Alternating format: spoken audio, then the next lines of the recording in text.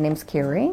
I've been with Sant for, it'll be 24 years this summer. I started out as a general clerk. I was hired when I was in high school through the Cooperative Office Education Program. Currently, right now, I'm the Corporate Director of Human Resources, so I'm kind of over two departments, you'd kind of say. One is personnel, and one is the benefits area that deals with the company's health and welfare benefit. From a skills level, I feel what's been very helpful with my job is communication.